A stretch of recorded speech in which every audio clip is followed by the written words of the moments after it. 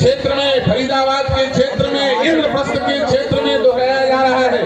इतनी बड़ी संख्या में लोग निकल करके सनातन धर्म को स्थापित करने के लिए, सुरक्षित और संरक्षित करने के लिए हमारे बागेश्वर धाम महाराज जी के पीछे पीछे चल पड़े हैं। और क्यों ना चले, हम किसी के आलोचक नहीं हैं, न हमको मुसलमानों से कोई बैर है, न हमको ईसाइयों से कोई बैर है, लेकिन हमको अपने सनातन धर्म की चिंता है। मैं सुबह से रास्ते में बैठ करके, कहीं अकेले बैठ करके वीडियो, क्योंकि मेरा पैर थोड़ा ज्यादा तेजी से चल जाता हूँ, मेरे छोटे भैया पीछे पीछे रह जाते हैं, फिर आगे हो जाता हूँ, फिर पीछे हो जाता हूँ।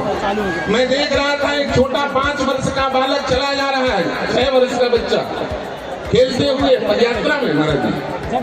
वो किसके लिए जा रहा है? वो अपने आने वाले भविष्य के लिए चिंतित है। अरे भैया, जब 57 मुसलमानों के देश हो सकते हैं, 90 ईसाइयों के देश हो सकते हैं, 5 जिनका कोई धर्म नहीं उन वामपंथियों के देश हो सकते हैं, तो 100 करोड़ हिंदुओं का एक हिंदुस्तान क्यों नहीं हो सकता? एक हिंदू राष्ट्र क्यों नहीं हो सकता? होना चाहिए। आप मेरे साथ बोलो, हम भारत भव्य बनाएंगे, हम हिंदू राष्ट्र, हम हिंदू राष्ट्र, हम हिंदू राष्ट्र बनाएंगे। कैसे बनेगा? जो इच्छा करी हो मन माही, बागेश्वर कृपा कछ दुर्लभ नहीं। हनुमान जी महाराज विराजमान है, जो इच्छा कर। टूट गया क्या जी? हमको पता नहीं चला, हमको टूट फाट गया है। एक तो फक्कड़ बाबा है। बोलिए श्री रामचंद्र की। कुल मिलाकर के हमने 500 वर्षों से बार बार एक ही बात कही थी कि मंदिर वही बनाएंगे, रामलला हम आएंगे। हमने संकल्प किया, इसका परिणाम क्या हुआ?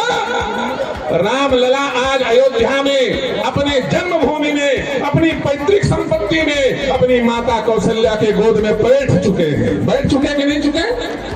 अब आपके सोच का ये परिणाम है कि रामलला राम जन्मभूमि में बैठ गए। तो यदि आप चिंतन करोगे तो इस संसार का सबसे बड़ा शक्ति पुंज मस्तिष्क है। जब आप सोचोगे ही नहीं कि हिंदू को हिंदू राष्ट्र चाहिए, तो हिंदू राष्ट्र क्या खाक बनेगा?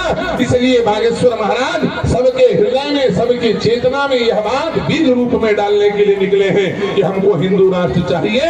सुबह शाम 24 घंटे 8 याम इस बात का चिंतन करें। यही इस हिंदू राष्ट्र बनाने वाली हिंदू एकता यात्रा का मूल संकेत है, मूल संदर्भ है।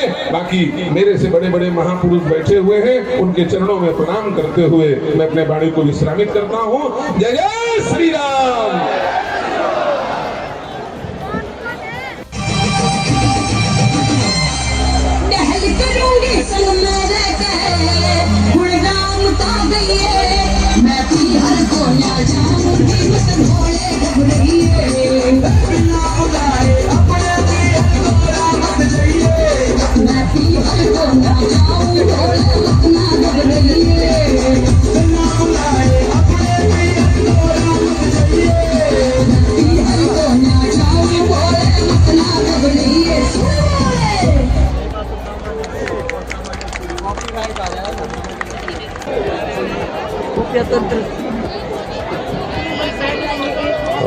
अवदानपहदारं दातारं सर्वसंपदां लोकाभिरामं श्रीरामं भूयो भूयो नमाम्यहम्।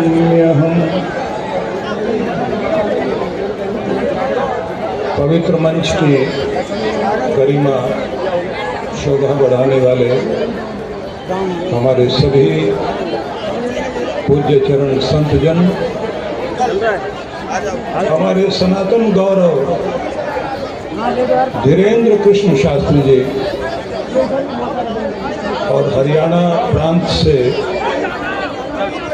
दूर दूर से आए हुए सभी सनातन प्रेमी जन, आप सभी को बहुत बहुत वंदन और बहुत बहुत अभिवादन।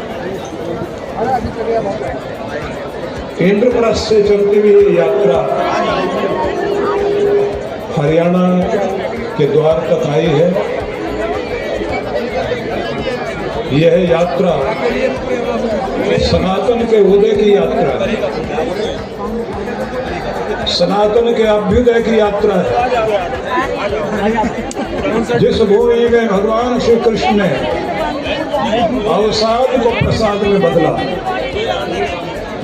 उस हरियाणा की भूमि में जहां कुरुक्षेत्र में गीता का संदेश भगवान श्री कृष्ण ने दिया, जिस भूमि में भगवान ने मृत्यु से अमरता का वरदान दिया, उस हरियाणा भूमि में हम लोग हैं। और हमारे पूज्य धीरेन्द्र कृष्ण शास्त्री इंद्रप्रस्थ जो भगवान श्री कृष्ण ने ही बसाया था, उस नगरी से चलकर भगवान श्री कृष्ण के जन्मस्थली, जिस जन्मस्थली को हम सभी चाहते हैं कि कोर्ट के माध्यम से वह जन्मस्थली फिर से सनातन प्रेमियों को पूर्ण रूप से प्राप्त हो जाए, इसके लिए और सनातन एकता, इसकी आज बहुत बड़ी आवश्यकता है। पूर्ववर्ती वक्ताओं ने आपको जो कुछ कहा, उसमें मैं एक निवेदन आप सबसे कहना चाहता हूँ। निवेदन ये है, जब संकट पड़ता है, बंदर भी एकजुट होकर लड़ाई लड़ते हैं। जब संकट पड़ता है, मधुमक्खी के छत्ते पर कोई ढेला लगा दे तो छोटी सी मधुमक्खी भी सारी इकट्ठी होकर के लड़ाई लड़ती है।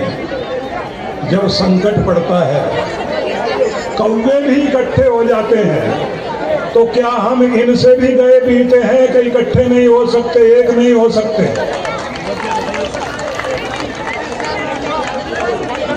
आज केवल ताली बजाने का ही समय नहीं है, आज ताल ठोकने का भी समय है। इसलिए ताली भी बजाइए और ताल भी ठोकने के लिए तैयार कीजिए। निवेदन करना चाहता हूं आप सभी से, आसमान से जब बूंद बरसती है, देखने में छोटी होती है, लेकिन जब सारी बूंदें मिलकर बरसती है तो नीचे नदियां बहने लग जाती हैं। भले ही आप बूंद बूंद हैं, लेकिन सारी बूंदें मिलकर के एक साथ बरसना शुरू करो। अब प्रेम की नदी बहनी चाहिए, एकता की नदी बहनी चाहिए, और ये नदी पूरे संसार को दिखा दे कि सनातन की शक्ति क्या है। इसलिए निवेदन करना चाहता हूं आप सभी से, छोटे छोटे रेसे इकट्ठे करके रस्सी बनती है। एक छोटे से रेशे में कोई ताकत नहीं है, लेकिन जब वो रेशे मिलकर के रस्सी बन जाती है तो हाथी को भी बांधने की ताकत रखती है। आज ये रस्सी सनातन की बंध जानी चाहिए, बन जानी चाहिए। हाथ उठाकर पूरी आवाज में बुलंद में जय श्री राम। अब हरी घर में एक ही नाम, एक ही नारा गूंजेगा, मेरे भारत का बच्चा बच्चा जय जय श्री राम बोले। भारत का बच्चा बच्चा जय जय श्री राम बोले। अब हरी घर में, अब हरी घर में एक ही नारा गूंजेगा, अब हरी घर में एक ही नारा। अयोध्या में जिस सरयू में कामसेवकों का खून बहा, उसी सरयू नदी के किनारे अब 28 लाख दिए जलते हैं। क्या एक दिया आपसे नहीं जलेगा? सबके जेबों में मोबाइल है, सबके मोबाइलों की लाइटें जलनी चाहिए। एक बात जो समर्थन करते हैं कि भारत हिंदू राष्ट्र होना चाहिए, किसी के मोबाइल की लाइट बंद ना हो, सबको उजाला होना चाहिए। और महाराज जी के चरणों में समर्पित दोनों हाथ उठाकर भारत का जय जय श्री राम बोलो। भारत का बच्चा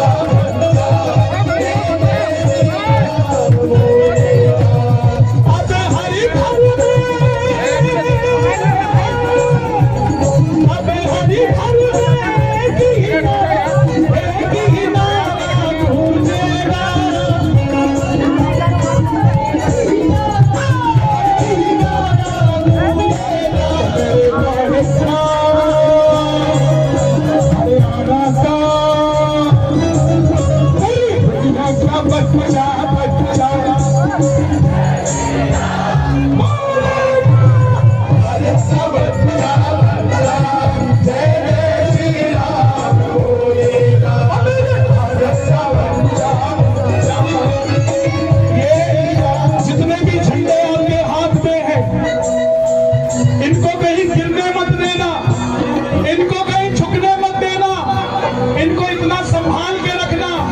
यात्रा के बाद आपके घर की छत पे ये झंडा लगना चाहिए।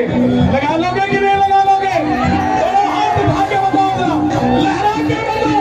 एक नारा भी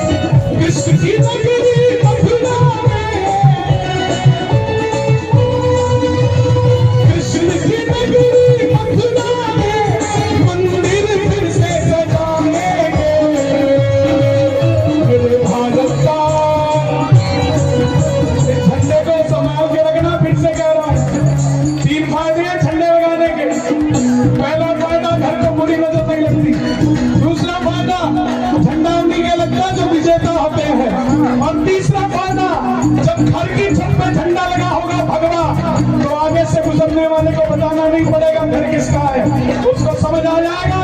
थोड़ा अदब से निकलो, ये वही है जो बाबर की छाती